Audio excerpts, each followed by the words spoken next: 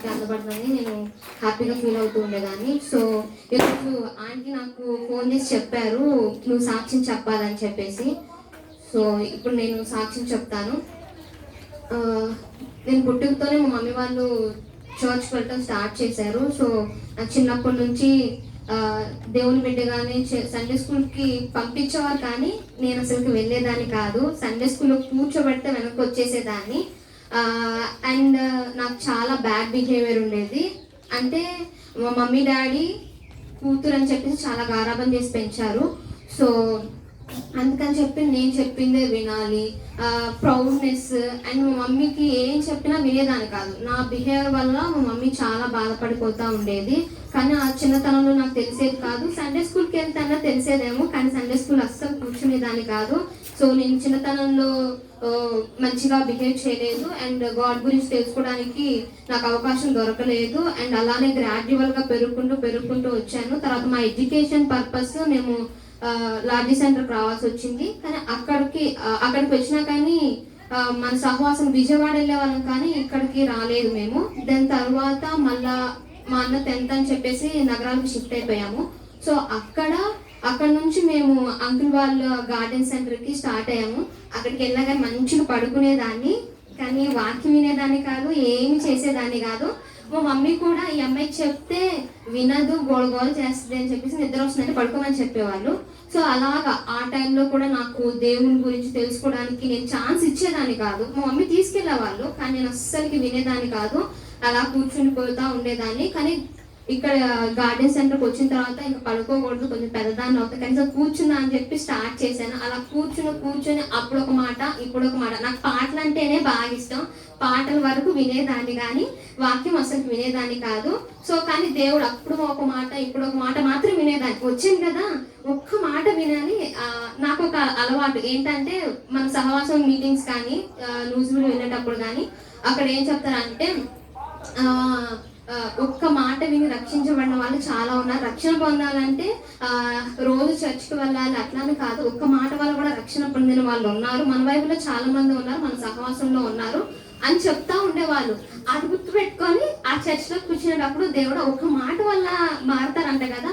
So నేను ఈ రోజు ఈ వారంలో నాతో ఒక మాట మాట్లాడడం చాలు అని ప్రతి వీక్ ఒక్కొక్క మాటే, మొత్తం కాదు అంకుల్ మొత్తం వాక్యం చెప్తే దాంట్లో ఒక్క మాట పట్టుకొని ఇంకెళ్ళిపోయేదాన్ని అంతే. అలాగా వచ్చిన తర్వాత మళ్ళీ అంకుల్ ఏం చేసేవారంటే సండే చర్చ్కి రామని చెప్పేవాళ్ళు. నేను 10th అప్పుడు అయితే ఆ 10th టైంలో 9th 8th 10th టైంలో అంకుల్ ఏం చెప్పారంటే చర్చ్కి మానకుండా రామ్మా అని చెప్తే నేనేం చేశాను, నాకు అసలు ఇంట్రెస్టే ఉండదు కదా. అంకుల్కి ఏం చెప్పేదాన్ని, నాకు క్లాసెస్ ఉన్నాయి అంకుల్, ఎక్స్ట్రా క్లాసెస్, నేను రాను అని చెప్పేదాన్ని. కానీ క్లాసులు ఉండేవి కదా, ఒక్కొక్క వీక్ మాకు ఉండేది కదా. అయినా కానీ అబద్ధం చెప్పేదాన్ని, అబద్ధాలు. అండ్ ఇలాగా మా మమ్మీని బాధ పెట్టే స్వభావం నా 10th వరకు వస్తూనే ఉంది. తర్వాత చెప్పాను కదా ఒక్కొక్క మాట పట్టుకునేదానని వీక్. సో అలాగే దేవుడు ఆ ఒక్క మాట ద్వారా అవన్నీ కలిపి 10th క్లాస్లో నేను కొంచెం దేవుడి దగ్గరికి రావటము, ఆ మాటలని నన్ను బలపరచడం, అప్పుడప్పుడు కూర్చొని గుర్తు చేసుకోవడానికి దేవుడు నాకు అవకాశం ఇచ్చారు. 10th అయిపోయింది. 10thలో దేవుడు మంచి మార్క్స్ ఇచ్చారు. నేను దేవునికి సమీపంలో లేకపోయినా కానీ దేవుడు నన్ను 10thలో మంచి మార్క్స్ గెయిన్ చేయడానికి అవకాశం ఇచ్చారు. తరువాత ఇంటర్మీడియట్ జాయిన్ చేశారు. నేను అప్పటి వరకు తెలుగు మీడియం, ఇంగ్లీష్ మీడియంకి జాయిన్ చేశారు. సో నాకు చాలా హార్డ్గా ఉండేది అది చదవటము. నేను మా మమ్మీ వాళ్ళకి చెప్పేదాన్ని కాదు. సో ఎప్పుడైతే ఈ ఒక్కొక్క మాట వింటూ అలవాటు చేసుకున్నా ఆ మాట ఆ టైంలో నాకు ఉపయోగపడేది. ఒక్కదాన్ని, నా రూమ్మేట్స్ అందరూ ఫుడ్ తినడానికి వెళ్ళేవాళ్ళు, కానీ ఫుడ్ తినడానికి వెళ్ళేదాన్ని కాదు. ఎందుకంటే నాకు పెట్టిన ప్రతి ఎగ్జామ్లో నేను లెస్ మార్క్స్ గెయిన్ చేశాను. సో అది నాకు చాలా బాధ అనిపించింది. అయ్యో నా తల్లిదండ్రులు కష్టపడి నన్ను చదివిస్తున్నారు, బట్ నేను యూజ్లెస్గా ఉన్నాను. గాడ్ మీరు నాకు సహాయం చేయండి. నేను మా తల్లిదండ్రులకు చెప్పుకోలేను. మీరు మాట వింటారని తెలుసు. ఎవరైనా అవసరతలో ఉండి ప్రార్థన చేస్తే వాళ్ళకంటే ఉత్తరం ఇస్తారని నేను వాక్యంలో విన్నాను. నేను అదే పట్టి ప్రార్థన చేస్తున్నాను. మీరు నాకు సహాయం చేయండి ప్రభా అని చెప్పి అందరూ లంచ్కి వెళ్తే నేను ఒక్కదానే మా రూమ్లో కూర్చొని దేవుని దగ్గర మోకాళ్ళ నుండి ప్రార్థన చేసుకున్నాను. సో అలాగ జరుగుతున్నవి. లెస్ మార్క్స్ గెయిన్ చేసుకున్న నేను దేవుని కృపను బట్టి, నా జ్ఞానం కాదు కానీ దేవుడి జ్ఞానం వల్ల దేవుడు కొంచెం మార్క్స్ ఇంక్రీజ్ చేసుకోవడానికి అవకాశం ఇచ్చారు. సో దెన్ ఆఫ్టర్ మా మమ్మీ ఆ టైంలోనే నా ఇంటర్మీడియట్ ఫస్ట్ ఇయర్లో మమ్మీ మార్మన్స్ పొందమని చెప్పారు. సో మారుమనసు పొందడానికి వెళ్ళాను. నన్ను కనికరం ఆంటీ తీసుకెళ్లారు. సో అక్కడ ఉన్నాను, ప్రేయర్ చేసుకున్నాను. మారుమనసు పొందడం ఎలా, కొంతమంది అంకుల్ వాళ్ళు పెద్దవాళ్ళు మాట్లాడారు. సో నేను చిన్నతనం నుంచి చేసిన పాపాలన్నీ, దొంగతనాలు కానీ, మమ్మీ డాడీని ఇబ్బంది పెట్టిన విషయాలు కానీ దేవుడు ఆ స్థితిలో నాకు అర్థం చేశాడు.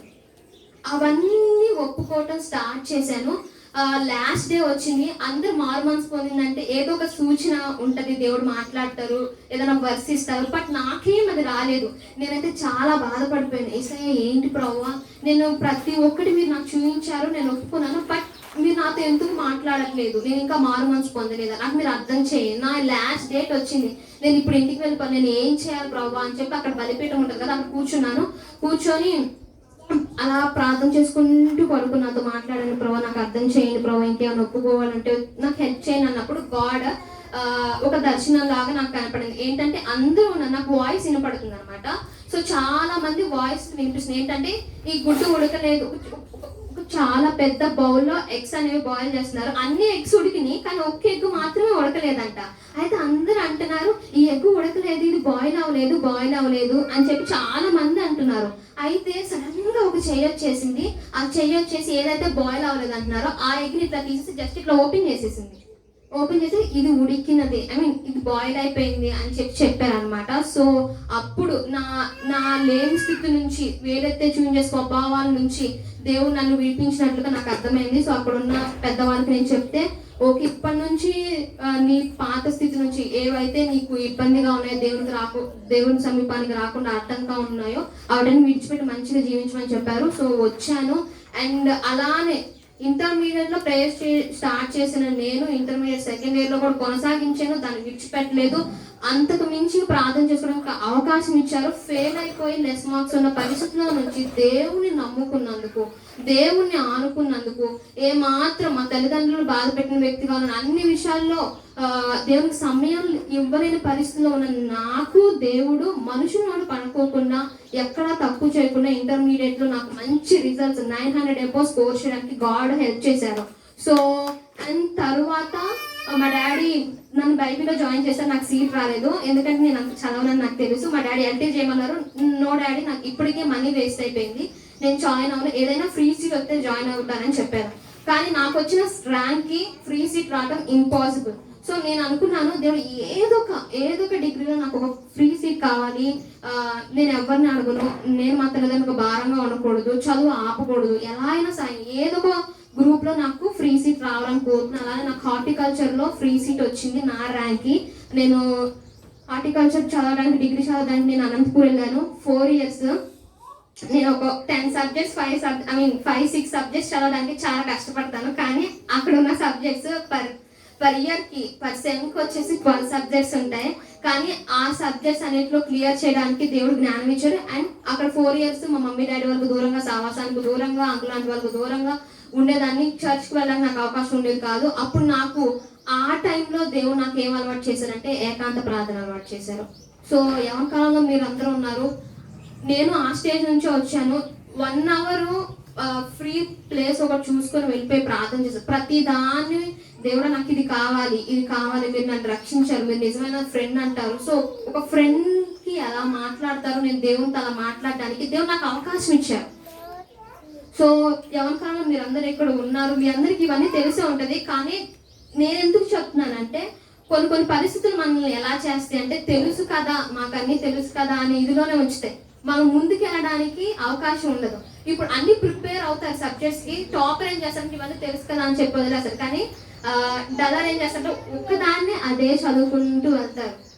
భక్తిలో మనం ఎలా ఉండాలంటే తెలుసు కదా అని చెప్పి ఉండకూడదు. తెలిసిందే వింటూ ఉంటే అది మనల్ని ఎలా చేస్తుంది అంటే ఎక్కడ పడిపోకుండా ఉండడానికి అవకాశం వస్తుంది. ఇప్పుడు ఎన్నో యూత్ మీటింగ్ నాకన్నా మీరు ఎక్కువ అటెండ్ అయ్యారు, మీ అందరికి తెలుసు. కానీ నా ఆశ ఏంటంటే కొన్ని సిచ్యువేషన్స్ వస్తాయి, అవి ఏం చేస్తాయి అంటే తెలుసు కదా అని ముసుగులు మిమ్మల్ని పడేస్తాయి. ఆ తప్పు మీరు నేను అలా చేశాను, మీరు అలా చేయకూడదని నా ఆశ.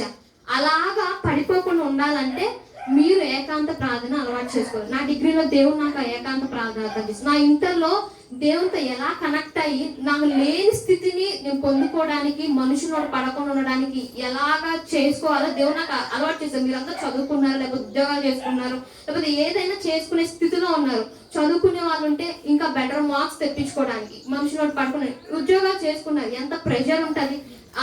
పైన ఉన్న వాళ్ళు మిమ్మల్ని ఎలాగ చేస్తూ ఉంటారు. ఏమన్నా జాబ్ పర్పస్ అయితే పైన ఉన్న వాళ్ళు మాట వినడానికి ఇష్టపడాలని చూస్తూ ఉంటారు. అవి మనకి కష్టంగా ఉంటాయి. సో అలాంటి సిచ్యువేషన్లో ఉన్నారు. అలాంటి సిచ్యువేషన్లో మనం ఏం చేయాలంటే దేవుడికి దగ్గరికి వస్తే దేవుడు మార్గాన్ని తెలుస్తారు. అలానే నా జీవితంలో చేశారు. ఏకాంత ప్రార్థన ఫస్ట్గా దేవునితో దేవుని దగ్గర కూర్చోడానికి నాకు అవకాశం ఇచ్చారు ఇంటర్మీడియట్లో. అండ్ తర్వాత ఏకాంత ప్రార్థనకి దేవుడు నాకు అవకాశం ఇచ్చారు. అన్ని సబ్జెక్ట్స్ పాస్ చేయడానికి అవకాశం ఇచ్చారు. అండ్ నా ఫ్రెండ్స్ డిఫరెంట్ ప్లేసెస్ నుంచి వచ్చారు. వాళ్ళతో నేను 4 years ఉన్నాను. కానీ ఆ 4 yearsలో మేము బయటికి వెళ్ళే వాళ్ళం. వాళ్ళతో నేను వెళ్ళేదాన్ని, కానీ వాళ్ళందరూ మూవీస్కి వెళ్ళేవాళ్ళు. కానీ నేను బయటకు వెళ్ళడానికి వెళ్ళేదాన్ని, కానీ నేను ఫుడ్ మాత్రమే తినేసి చర్చ్లో కూర్చుని వాళ్ళు ఎంతసేపు అయితే బయట అంతా తిరిగి లోకానుసారంగా తిరిగి వస్తారో అంతసేపు నేను చర్చ్లోనే కూర్చునేదాన్ని. మళ్ళీ అందరం కలిసి మళ్ళీ మా హాస్టల్కి వెళ్ళిపోయేవాళ్ళం అనమాట. సో ఆ 4 years అన్నిటికీ దేవుని సన్నిధికి దూరంగా ఉన్నా కానీ దేవుడు నన్ను కాపాడడానికి, దేవుని మాటకి లోపడ్డాన్ని బట్టి దేవుడు నన్ను రక్షించాడు 4 years. సో అలానే మీరు కూడా దేవునికి లోబడితే చిన్నప్పటి నుంచి యవనకాలం నుంచి దేవునికి మీరు లోబడితే అది మీకు ఆశీర్వాదకరంగా ఉంటుంది. నేను విన్న ఒక మాట వీక్ ఉన్న ఒక మాట మార్మన్స్ పొందడానికి, దేవుని దగ్గర కూర్చోడానికి, వేరే ప్లేస్కి వెళ్ళి అలాంటి స్నేహితులు ఉన్నా కానీ వాళ్ళతో కలవకూడడానికి విన్న ఒక మాట కూర్చున్న ఒక అరగంట సమయం నన్ను గొప్పగా చేసింది. సో మీరు కూడా నేను ఆశించేది ఏంటంటే ఏదైనా మీటింగ్ కండక్ట్ చేస్తే స్కిప్ చేయడానికి అవకాశం స్కిప్ చేయొద్దు. అండ్ మోర్ ఓవర్ అంకుల్ వాళ్ళకి కొంచెం క్లోజ్గా ఉండడానికి ట్రై చేయండి. అయ్యో అంకుల్ వాళ్ళతో మాట్లాడలేమని అంటారు అలా అని చెప్పి అనవద్దు. మన ప్రార్థన సరిపోదు, అంకుల్ వాళ్ళ ప్రార్థన మాత్రం వాళ్ళు కూడా ఉంటే ఇంకా బాగుంటుంది. సో దేవునితో ఏకాంత ప్రార్థన నేను అలవాటు చేసుకున్నాను. నా అవన్నీ ఎలా అంటే ఫ్రెండ్షిప్గా లోక సంబంధంగా ఎక్కడ పాడకపోకుండా ఎడ్యుకేషన్ కంప్లీట్ చేసుకోవడానికి దేవుడు సహాయం చేశాడు. తర్వాత ఉద్యోగం వెంటనే నాకు ఉద్యోగం రావడానికి దేవుడు సహాయం చేశాడు. ఉద్యోగం చేయాల్సిన సమయంలో ఎన్నో ప్రతికూల పరిస్థితులు నాకు ఎదురైనాయి. మా పైన వాళ్ళు, మా డీన్ వాళ్ళు ఇది చేయొద్దు, అబద్ధాలు చెప్పమని చెప్పేవాళ్ళు నాకు వేరే వాళ్ళకి. మా క్లయింట్స్తో మీటింగ్ ఉండేది. సో ఆ టైంకి అది చేయకపోతే క్లయింట్స్ అడుగుతారు అనమాట. వాళ్ళు పే చేస్తారు, ఆ టైంకి వీళ్ళు చేయకపోతే వాళ్ళు క్వశ్చన్ చేస్తారు. మధ్యలో నేను ఉండేదాన్ని. సో వాళ్ళకి మేము ఇచ్చేస్తాము లేకపోతే ఇది అని కవర్ చేయడానికి అబద్ధాలు చెప్పమని చెప్పేవాళ్ళు. నాకు చాలా బాధగా అనిపించేది. ఎన్నోసార్లు ఏడ్చిన సమయాలు కూడా ఉన్నాయి. ఇలా చేపిస్తున్నారు. లోకం అంటే ఏంటో దేవుడు అర్థం చేశారు. ఇక్కడ ఉన్న మనం ఏంటంటే ఇక్కడ ఈ సరౌండింగ్స్ లోనే ఉంటాం, కానీ కొన్ని రోజుల తర్వాత బయటకు వెళ్ళడానికి అవకాశం ఉంటుంది. సో అప్పుడు తెలుస్తుంది లోకం అంటే ఎలా ఉంటుందో. మనం ఉన్నట్లు లోకం లేదండి, చాలా భయంకరంగా ఉంది. ఆ భయంకరమైన పరిస్థితుల నుంచి, లోకం నుంచి అలా అబద్ధాలు చెప్పడానికి ఎవరైతే పురుకలుపుతున్నారో ఆ మనుషు నుంచి దూరం కావడానికి దేవుడు నాకు అవకాశాన్ని కలిగించారు. ఆ జాబ్ నేను మానేశాను. మళ్ళీ ఇంటికి వచ్చి కూడా ఒకటే ప్రార్థన చేశాను. దేవుడా మీరు నన్ను చదివించారు, నేను పని చేయకుండా తినడానికి నేను ఇష్టపడను ప్రభువా. నాకు జ్ఞానం ఇచ్చారు చదువుకోవడానికి, ఇప్పుడు ఉద్యోగం చేయడానికి కూడా మీరు నాకు జ్ఞానం ఇస్తారు, కాబట్టి మీరు నాకు సహాయం చేయండి. పని చేయకుండా తినడానికి నాకు ఇష్టం లేదు, ఎలాగైనా ఒక జాబ్ ఇప్పించిన అని మళ్ళీ కోరుకున్నాను. దేవుడు మళ్ళీ ఇంకో జాబ్ ఇచ్చారు. నేను పోగొట్టుకున్న దానికన్నా ఎక్కువ శాలరీ, వెల్ సెక్యూర్డ్ ఉన్న జాబ్ని దేవుడు నాకు అందించారు. ఈ ప్రాసెస్లో నాకు నా జాబ్లో ఈ 2 jobsలో ఎన్నో స్ట్రగుల్స్ నేను ఫేస్ చేశాను. అది ఆత్మీయంగా ఫేస్ చేశాను. ఆత్మీయతలో లోటుపాట్లు నేను చూశాను. అండ్ తర్వాత శారీరకంగా కూడా చాలా ఇబ్బందులు ఫేస్ చేశాను. ఆ టైంలో నేను మా మమ్మీతో ఎక్కువ కాంటాక్ట్లో ఉండడానికి దేవుడు నాకు సహాయం చేశారు. మా మమ్మీతో నేను ఫేస్ చేసిన ప్రతి ఒక్క సిచ్యువేషన్ని చెప్పినప్పుడు మమ్మీ నాకు హెల్ప్ చేసి ప్రేయర్ చేయడానికి అవకాశాన్ని కలిగించారు. మీరు ఉన్న చాలా మంది ఉన్నారు, మీకు పేరెంట్స్ ఉంటారు, కానీ ఎవరికైనా ఏమనిపిస్తుంది అంటే మమ్మీ వాళ్ళకి చెప్పుకోకుండా ఫ్రెండ్స్కి చెప్పుకుంటే బాగుంటుందని ఆశపడతారు. కానీ అది తప్పండి. నేనేం చెప్తున్నానంటే మన ఫ్యామిలీ తప్ప వేరే ఎవ్వరు ప్రేమ చూపించరు. మన కోసం నిస్వార్థంగా ఎవరు ప్రేమ చూపించరండి. నా లైఫ్లో నేను నేర్చుకున్నది ఏంటంటే తల్లిదండ్రులతో మీరు ఎక్కువగా సన్నిహితంగా ఉండాలన్న ఆశ. ఎందుకంటే వాళ్ళే, మీరు బాధలో ఉంటే చూస్తూ ఊరుకోలేరు, మనుషులు అలా లేరు. కాబట్టి నా కోరిక ఏంటంటే ఇప్పటి నుంచి మీరు తల్లిదండ్రులతో మీ బాధను షేర్ చేసుకోవాలని ఆశపడుతున్నాను. బయట వాళ్ళతో షేర్ చేసుకోకండి, అది చాలా డేంజర్, అందరు మంచిగా లేరు. కాబట్టి నేను అలాగా నా జాబ్ సర్కిల్ ఎదురైన ప్రతి ఒక్క పరిస్థితిని మా మమ్మీకి చెప్పుకున్నప్పుడు తను నాకు ఎలా ప్రార్థన చేసుకోవాలో, ఎలా ఎదిరించాలో నాకు నేర్పించారనమాట. అలాగా దేవుడు నా చిన్న మాట వినని మనిషి నేను. మా మమ్మీ వచ్చారు, మా మమ్మీ చెప్పమంటే ఫస్ట్ మా అమ్మ మాట వినదని చెప్తారు. సో మాట వినని మనిషిని నేను, కానీ మాటకి లోబడే వ్యక్తిగా దేవుడు నన్ను చేశాడు. అలా మీరందరికీ అలానే అనిపిస్తుంది. చిన్నప్పుడు ఎవరు వింటారు అని అనుకోవచ్చు, కానీ పెద్ద అయినప్పుడు నేను వినలేదు. 10th వరకు అంటే ఎంత మెచ్యూరిటీ ఉంటుందండి, కానీ నేను వినలేదు. కానీ అలాంటి స్థితి నుంచి నా స్థితిని దేవుడు మార్చారు, నా స్థితిని దేవుడు మార్చారు. ఎవరైతే బాధపడుతున్నారో అప్పుడు నాకు తెలియలేదు, కానీ నా వల్ల ఒకరు బాధపడతారని దేవుడు నాకు అర్థం చేసి నెమ్మదితో జీవించడానికి దేవుడు నాకు అవకాశం ఇచ్చారు. సో మీరు కూడా ఉంటారు, దేవుడు స్థితిని మార్చగలిగింది. మీరు ఎలాంటి వారైనా కావచ్చు. నన్ను మార్చాడు. మా మమ్మీ నన్ను ఎందుకు పుట్టావు అని చెప్పేసి చాలా బాధపడిన పరిస్థితులు ఉన్నాయి. సో కానీ అలాంటి పరిస్థితుల్లో ఎవరు నాకు సొల్యూషన్ దొరికినప్పుడు దేవుడు నన్ను మార్చి తన ప్రేమతో, మన సహవాసం పేరేంటండి? లవ్ ఇన్ యాక్షన్ ఫెలోషిప్, ప్రేమపూరిత సహవాసం. సో ఆ సహవాసంలో వచ్చిన అంకుల్ వాళ్ళు అండ్ ఆ సహవాసము, ఆ ప్రేమను చూపించటం వల్ల ఉన్న ఒక్క వీక్ లో ఉన్న ఒక్క వాక్యం వల్ల దేవుడు నన్ను నా స్వభావాన్ని మార్చుకోవడానికి అవకాశం ఇచ్చారు. అది నాకు అర్థమైంది. నా ఆశ ఏంటంటే నా స్వభావాన్ని మార్చిన దేవుడు ఆ స్వభావం అనేక మందికి తెలియచేయాలని, అనేక మందిని మార్చాలని, మాదిరికరంగా ఉండాలని. సో దానికోసం మీరు ప్రార్థన చేయండి.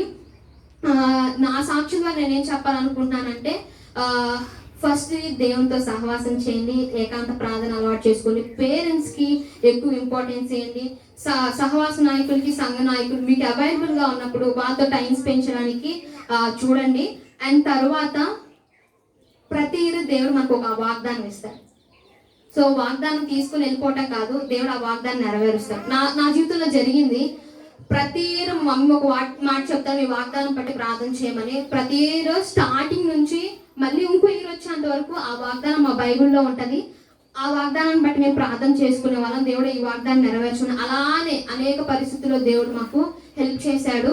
అండ్ Psalms 91 చాప్టర్, దాంట్లో ఒక మాట ఉంటుంది. ఆ ఒక మాట నేను చదివి మీకు వినిపిస్తాను.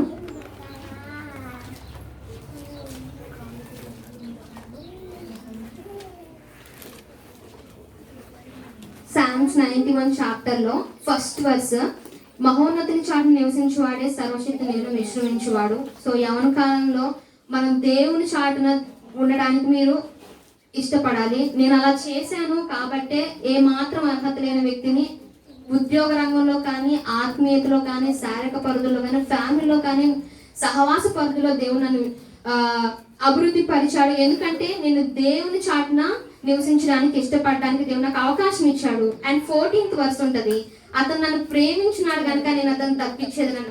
నా లైఫ్లో చిన్నప్పటి నుంచి ఇక్కడ వరకు దేవుడు నీ ఇష్టపడడానికి నేను అవకాశాన్ని అలా చేసుకున్నాను. కాబట్టి నాకు ఎన్నో ఎదురైన పరిస్థితులు, ఫ్రెండ్స్ వల్ల కానీ, ఉద్యోగ పరంలో కానీ, నా ఆశల వల్ల కానీ, కోరికల వల్ల కానీ ఇబ్బందులు పడాల్సిన పరిస్థితులు వచ్చినాయి. కానీ దేవుడు నన్ను ఆ పరిస్థితులు తప్పించాడు.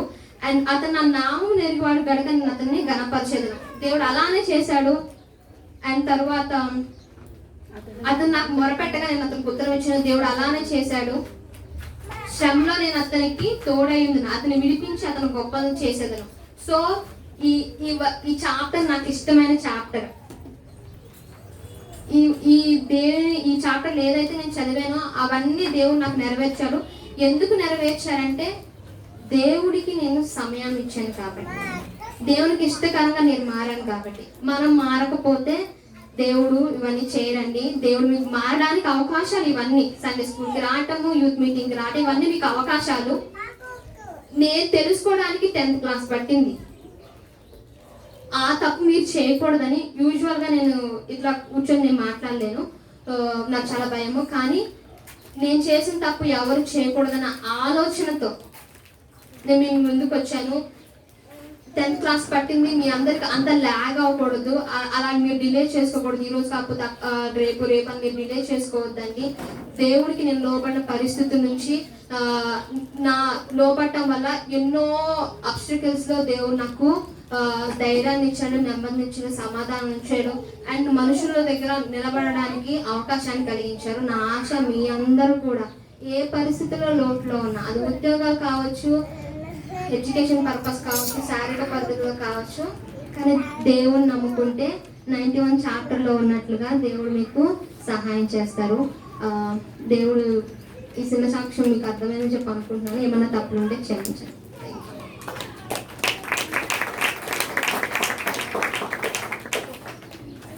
అండ్ ఒక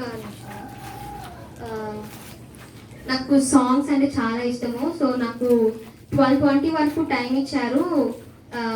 మనందరం కలిసి దేవుణ్ణి ఆరాధ్యము. నా టైంలో నేను ఎలాగా దేవుని స్తుతిస్తానో మీకు చెప్తాను. సో అందరు లేచి నుంచోవాలని కోరుకుంటున్నాను.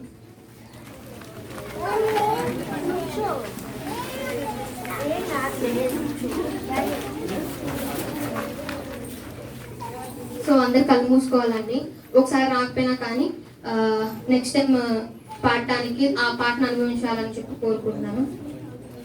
కోరేదాను నిన్నే కోరేదాను, క్షణ క్షణము నిన్నే కోరేదాను, యేసయ్యా యేసయ్యా నీ సన్నిధియే నాకు ఆశ్రయము. అడుగుదామండి యేసయ్యా యేసయ్యా యేసయ్యా నీ సన్నిధియే నా ఆశ్రయము. కోరెదను కోరెదను నిన్నే కోరెదను, అవునయ్యా క్షణ క్షణము నిన్నే కోరెదను, యేసయ్యా నా యేసయ్యా నీ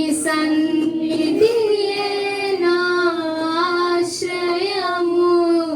దుప్పి నీటి వాగు కొరకు ఆశ పడినట్లుగా,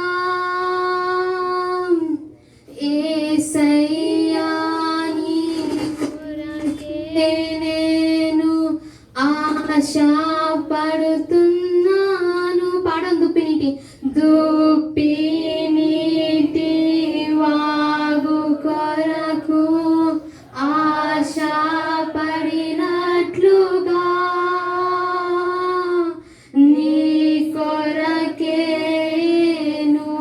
యేసు ఆశ పడుతున్నాను.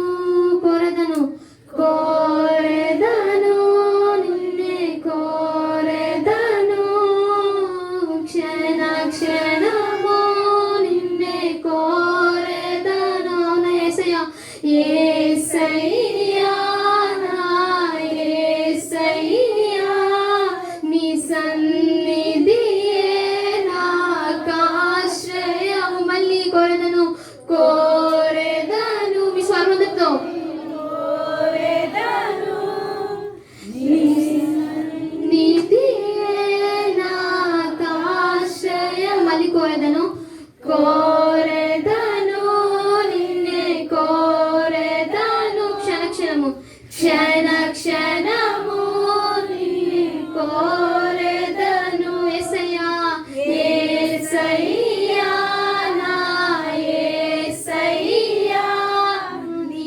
సన్నిధియే నాకు ఆశ్రయము.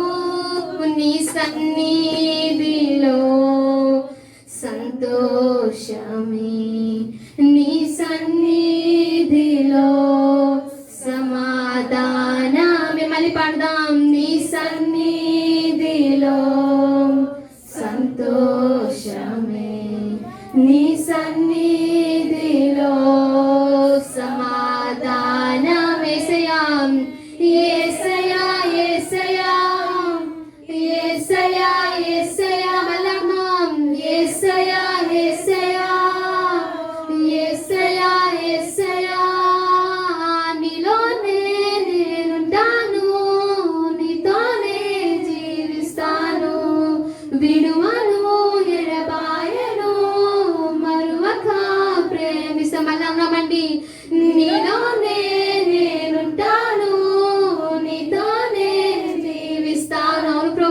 విడువను ఎడబాయను మరువక ప్రేమిస్తాను. నీ సన్నిధిలో సంతోషమే, నీ సన్నిధిలో సమాధానమే. అవును ప్రభువా, మళ్ళీ నీ సన్నిధిలో సంతోషమే, నీ సన్నిధిలో సమాధానమే. యేసయ్యా యేసయ్యా యేసయ్యా అంత స్వరమెత్తండి. యేసయ్యా యేసయ్యా, అవును ప్రభువా, యేసయ్యా యేసయ్యా యేసయ్యా, మళ్ళీ యేసయ్యా యేసయ్యా, నీ సన్నిధిలో సంతోషమే, నీ సన్నిధిలో సమాధానమే. మళ్ళీ నీ స్వరమెత్తండి. సంతోషమే, నీ సన్నిధిలో సమాధానమే. నలిగి ఉన్న వారిని, అవును ప్రభువా, బలపరచును, శ్రమలోనున్న వారికి స్వాతంత్రము. మళ్ళీ నలిగి ఉన్న వారిని, నా స్థితిలో ఉన్నాను ప్రభువా, బలపరచును, శ్రమలో ఉన్న ప్రభువా, శ్రమలోనున్న వారికి స్వాతంత్రము. యేసయ్యా యేసయ్యా యేసయ్యా యేసయ్యా యేసయ్యా యేసయ్యా యేసయ్యా, ఇంకోసారి గట్టిగా యేసయ్యా యేసయ్యా, నీ సన్నిధిలో సంతోషం. అవును ప్రభువా, నీ సన్నిధిలో సమాధానము. ఇంకోసారి అండి, నీ సన్నిధిలో సంతోషమే, నీ సన్నిధిలో సమాధానమే. కోరదని లైన్ లాస్ట్ అండి. కోరెదను నీ సన్నిధినే నా హృదయమంతటితో,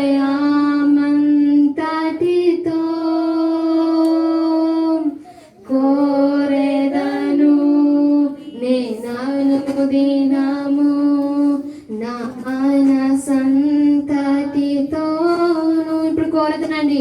కోరెదను నే కోరెదను క్షణ క్షణము నిన్నే కోరెదను. యేసయ్యా యేసయ్యా నా యేసయ్యా, నీ సన్నిధి నాకాశ్రయము. అందుకు